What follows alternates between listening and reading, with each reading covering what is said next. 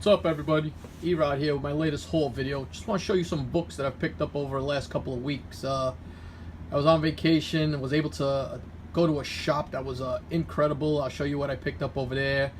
These are some LCS pickups that I've gotten, and I believe I got an eBay pickup over here also that I picked up from a fellow YouTuber. But let's start with these. I picked these all up from my LCS, and I'm a sucker for Jim Lee and these 90s sketch cards. So this is Daredevil number 23, and that's the Jim Lee card sketch variant. Rendition of Domino. A lot of hype on Domino right now with everything going on. They just revealed the first photo of the actress portraying Domino. A little bit of controversy. I don't understand why. Anybody who's been watching these movies, and just go there and enjoy them as a fan, and realize that you're not going to get the exact same rendition. So what if she has straight hair or curly hair, if she's Afro-American, white, yellow, green, whatever. Dude, just enjoy it, have some fun. Enjoy the story arcs. As long as story arcs are good, that's all I care about. That's my little rant on that. Also got this one here, Amazing Spider-Man number 30, and that's the Cable one. Picked up the Old Man Logan, Professor Xavier on there. Weapon X has Thunderbird, really nice. Love this one. X-Men Blue has a really nice Jean Grey right there. Has Phoenix. Also another one of my favorites right there. I think this is one of the best costumes that Rogue ever had. I love it, and you know, it's what I'm accustomed to. That's Uncanny Avengers number 25, and then probably one of the best ones. It's this Archangel. I mean, he just killed it on the Archangel. Really nice cover. So happy to have those books at my LCS as always. Comic Book Jones, thank you very much. Got this also. Have not read it yet, so this is the foil variant for Dark Days, the casting. It's a prelude to Batman Metal. Also got this beautiful variant right there. And then the last of the variants I picked up was Astonishing X-Men number 1, and that's Terry Dodson. Did a great Phantom X and Psylocke. Love it. I mean, Terry Dodson does kill his covers. Picked this up off of eBay. Got this for a decent price. A book that's starting to see a little bit of an upswing. Avengers 32. And this is the first appearance of Bill Foster. For those of you who don't know, Bill Foster becomes Black Goliath. Later on becomes Goliath. This is his first appearance as Bill Foster, and it's been announced that Bill Foster is going to be in the next Ant-Man and the Wasp, and he's going to be played by, I believe it's Lawrence Fishburne. So you know, just a little history. You know, he winds up working for Hank Pym, memorizes the Pym particle process, and eventually recreates it without any of the effects to become Black Goliath. So nice book to have. If you see it in the wild, also there's a first appearance of him as Black Goliath is in a Luke Cage. I believe it's Luke Cage 24, 23, correct me if I'm wrong. But just another nice spec book to pick up. Book I've been chasing for a long time, got a good deal. I got this from Archangel's eBay website. Wolverines number 2. And just a great cover done by I'm sorry, thought it was Matina. Yeah, I believe it is Matina, but just a great cover of Domino right there. Excuse me, Mystique. Really done well. The Wolverines, their first 3 issues had some phenomenal variants. Issue 3 has the X-23 one, which is really nice also.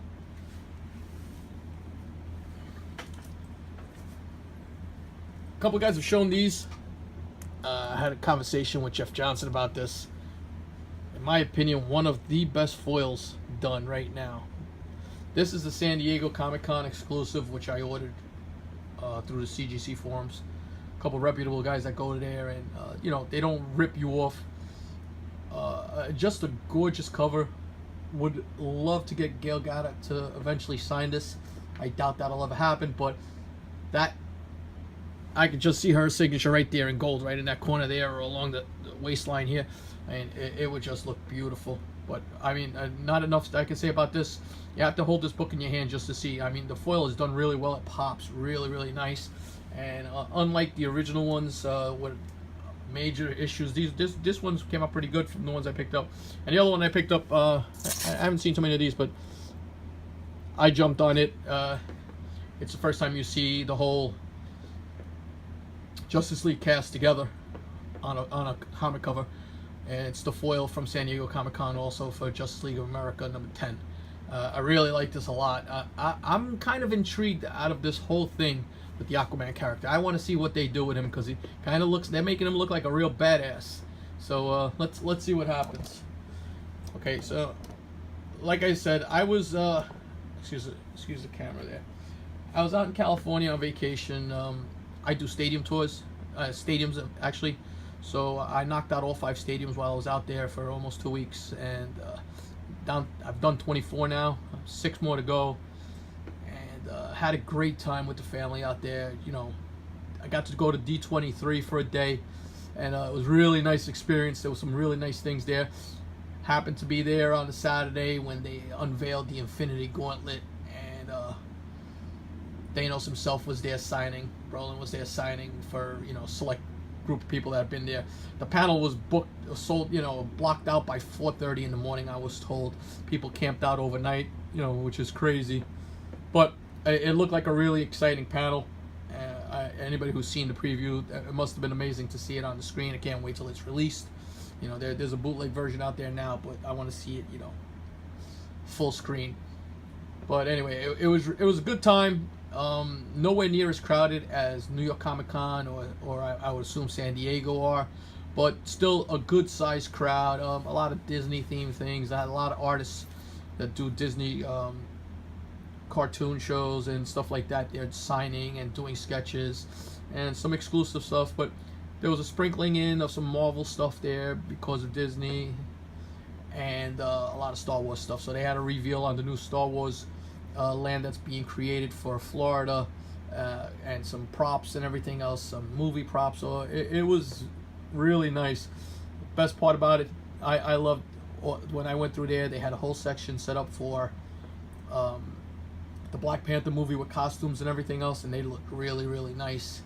And then they also had some stuff for Thor Ragnarok, and they had the seat that in that scene with the Eternals, and they had all the Eternal behind in the background with the Kirby-esque drawing. You know, it comes straight out of a Kirby book, and you were able to sit down on the sofa and take pictures. So I got to do that with the family, by myself. It was very cool. You know, kind of had like a geeking out moment there, but a lot of fun.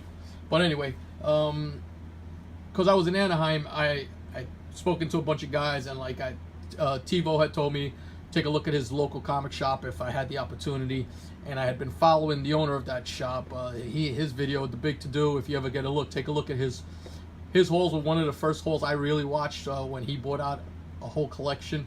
It was amazing. I was just in awe of how many books, how many Miss Marvel #1s and everything else. Go back and archive and take a look at his whole videos. You'll be in awe of the amount of books that this guy purchased. So his store is Comic Tunes and Toys. It's in Tustin, California. It's about 20 minutes away from Anaheim. So any of you collectors, if you're out there with the family, it's a quick road trip. Dude, you will not be disappointed. This store was amazing. I have a great LCS, but this was a fantastic LCS. His run of back issues is incredible. And he had some really nice wall books. And unfortunately, I didn't get to meet Mike because he was at San Diego, but I had communicated with him a bit. And I'm assuming he had taken some of his better books with him, but I was still able to find some really nice books, and he's got really good prices. He's not gouging you, he's not killing you, he's just fair, you know, and that's all I could ask for in this day and age, just a guy to be fair with his prices. And if I want it, I'm willing to pay, you know, the price there with no extra premiums on them. So let me just show you.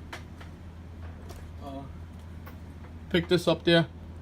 All of these books since purchase, I've pressed. I've gotten into pressing now, and I've been refining my skills. So some of these $3 books were really good to practice on.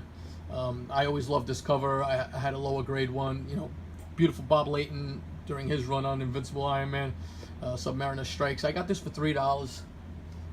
Also got this. I haven't even changed the bags out of this yet. So these are the prices I got these things for. I got this all new Wolverine. It's first appearance of Gabby. This is the second print, so it's got a lower print run.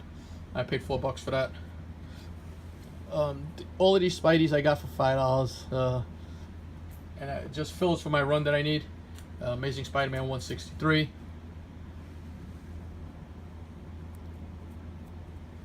$164. 184.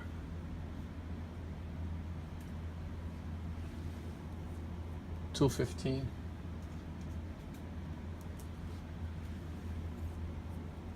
$216 and $217. $5 a piece. These are in really good shape, these books, so take them. Also picked up this here. I think he had this for $6 there. This is a book that's picking up a little bit of steam now. It used to be a $1 book forever.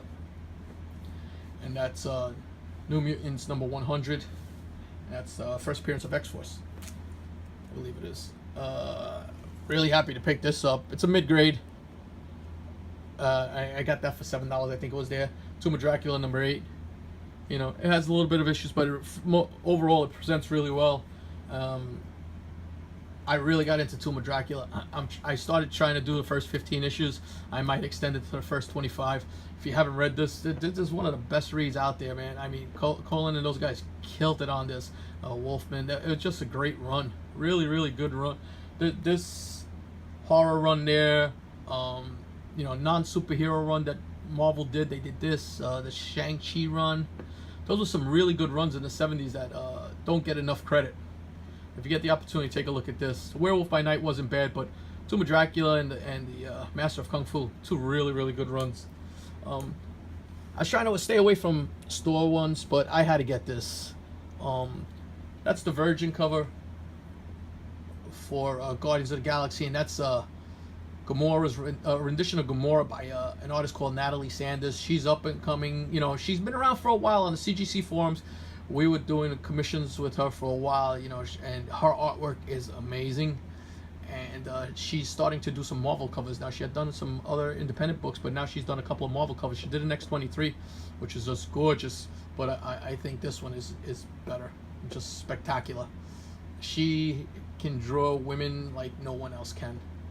So look at her, check out her work. Natalie Sanders is her name, and she'll have a couple more now, because once she starts pumping them out, they're gonna hire her to do more of these store variants. Got this there for $15. It didn't look like it when I got it, but I've since realigned the spine on this book and done some other work, you know, to it. But I got it for $15, and it's the second appearance, I believe, of the Grey Gargoyle, and that's Journey into Mystery number 113. Shout out to Ray Jr. with that. You know, he's the big Thor guy. Also picked up this Wonder Woman number 206, and I'm drawing a blank here. I didn't write it down, but that's the origin of Nubia, who is being speculated to be the next protagonist for the Wonder Woman movie. Her first appearance is in 204. I paid $25 for this book. These books have jumped up in value big time just because of that Wonder Woman movie. I mean, Wonder Woman is killing it in the box office. It's slaying it. It's the first big hit for DC. That's legit. I loved it. I've watched it a couple times. The more times you watch that movie, the more you enjoy it. So check that out. Also was able to get that there for $25, and that's Batman Detective Comics, first appearance of Deadshot. And then one more book, and it's the last book for the haul. And I was shocked to see this there. Super happy. I pressed this, and this book looks beautiful. Not a 9.8, but it's a high 9s. And I got this book for $75 there.